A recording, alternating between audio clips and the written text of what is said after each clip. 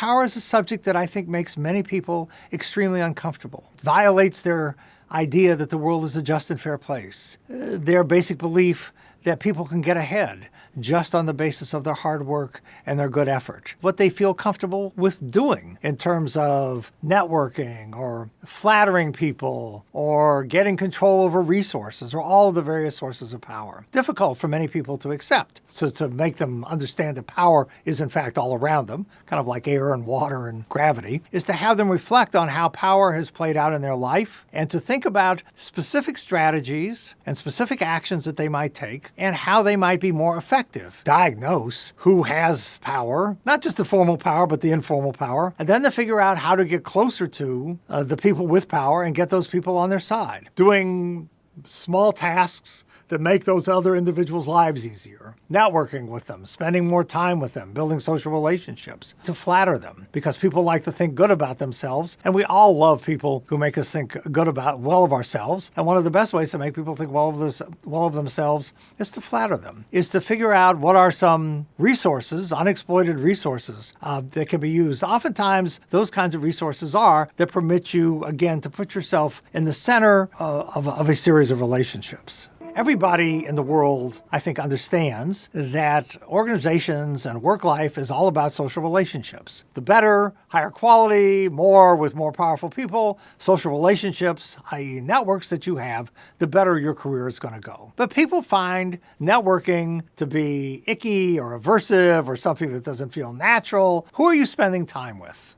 Who do you need to know in order to be successful given your particular industry and function and the career that you want to pursue? How might you reallocate your time in ways that cause you to spend more time with people who are going to be useful to you in your job and your career, and less time with people that you're just comfortable with being with, who are people who are very similar to you, so they are sources of redundant information and ideas and social context. You really want to meet people who you don't know very well, who can link you in to different ideas and different social relationships and different jobs and different networks, is getting people comfortable with doing things that they didn't think they could do. But once they do it, they find out oftentimes that they actually can do it and that they actually like it. Job as a leader is not to be authentic or genuine or whatever, true to yourself. Your job as a leader is to be true to what the situation requires of you. So if you're an entrepreneur out raising money and you feel discouraged and you're not sure exactly what you're doing, because that's really the condition of many entrepreneurs, the last thing you want to do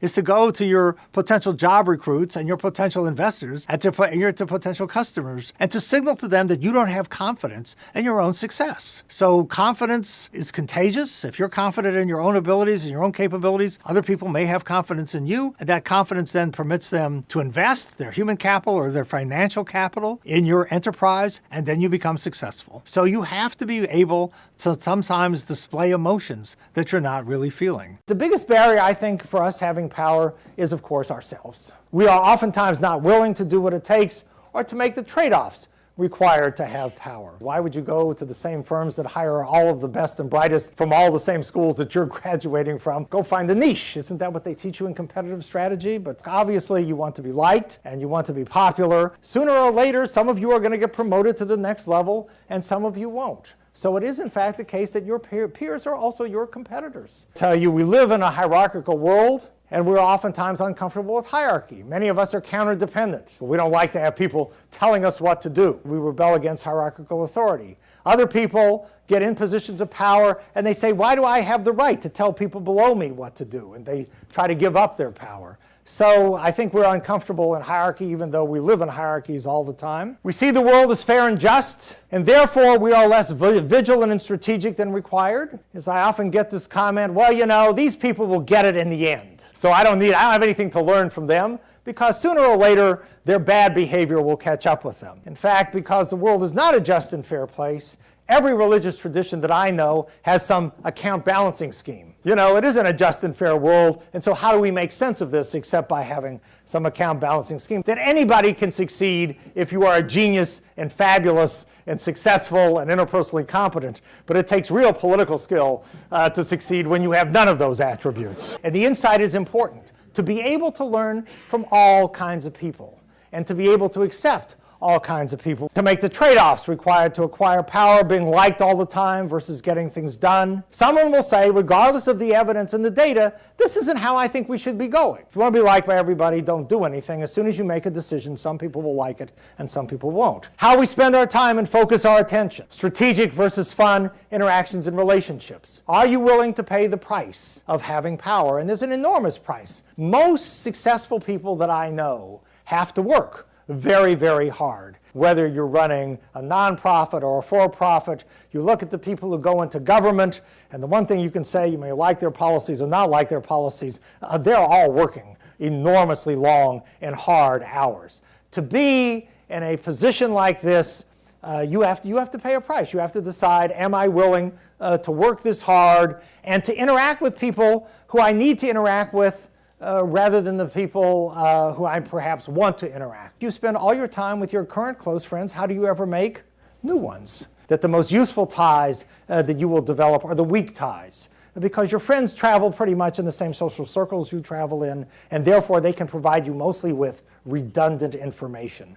The most important role of any manager was interviewing, because getting the best athletes in your team is the thing that will lead your company to success. The best athletes don't just turn up on the day and race. They spend months preparing and training. You'll be able to better select and attract the best candidates. Given the social nature of interviews, there is often significant room for interpretation. But it is not just intentional favoritism or stereotyping of similar to me bias, in which we develop an affinity for a candidate because he or she shares personal characteristics with us. So instead of focusing on the qualifications for the job at hand, we instead focus on shared background. And similar to me bias can also go hand in hand with first impression error. Those first few instances can affect how Scott reads whatever he says thereafter. So confirmation bias can occur when we seek information that reconfirms our pre-existing notions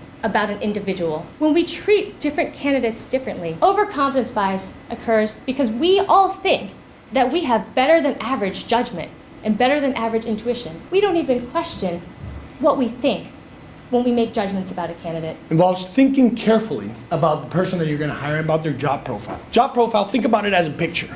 The ideal portrait of what this candidate is going to look like, or must look like, should be built around both background factors and personal factors. You have to focus on the education and the experience requirements, intellectual ability, creative prowess, analytical abilities, or decision-making process. Personality. How dominant is this person? Are they extroverted? Are they patient and detail-oriented? Motivation is incredibly important. It's very easy once you get to the interview and you have a resume in front of you, to let that sort of take control and be your agenda. Do not let that happen. You need to come into this interview with a set of topics that you're going to use as your agenda. The details are not really that important.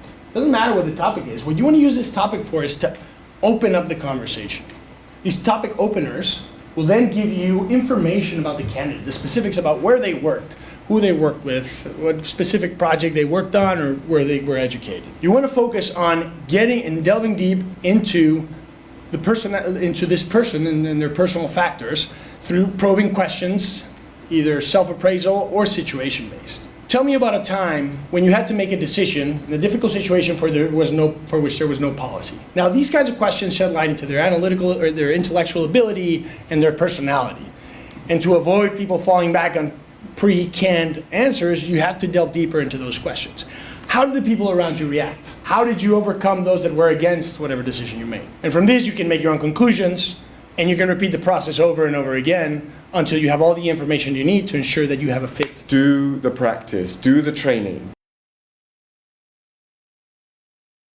Of the European Union, but also of the Customs Union, the Single Market, and almost all other areas of European Union law and policy. But what has actually changed? Well, before the United Kingdom departed, it was subject to two extensive treaties.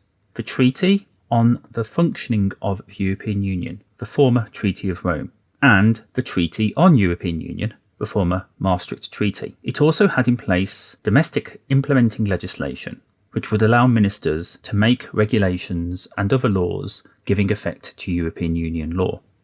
And now, after departure, the United Kingdom is subject to two new extensive treaties. the withdrawal agreement, and the new trade and cooperation agreement. And there is also implementing domestic legislation, which again will allow ministers to give effect to these international obligations in domestic law. Looking down and seeing on one desk the 2 treaties on European Union and the European Communities Act, and seeing on another desk the 2 new agreements and the implementing legislation as piles of paper, would assume nothing had changed. And to a certain extent, the Martian would be correct. A great deal of the new legal paperwork is an exercise in creating provisions just to replicate the effects of provisions which are no longer in force. A legislative exercise in running forward only to stand still. Yet there are substantial changes. The first is in terms of coverage. Certain crucial policy areas, competencies of the previous treaties are just no longer there. Internal market, common commercial policy, common agriculture and fisheries policy, the customs union, foreign and security policy. The second is in terms of mechanisms. For example, the relationship agreement has no formal role for the European Court of Justice, but instead has an elaborate arbitration process. That said, the emphasis is on continuity.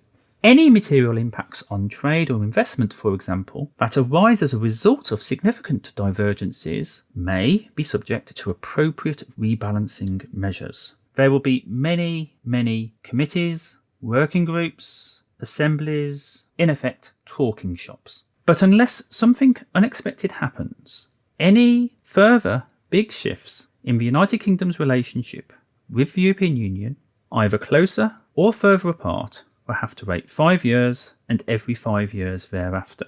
This is because the European Union operates itself on a 5-year cycle. But the departure is not a once and for all event, and so the full extent of the changes will take a considerable time to fully become apparent. A negotiation without end.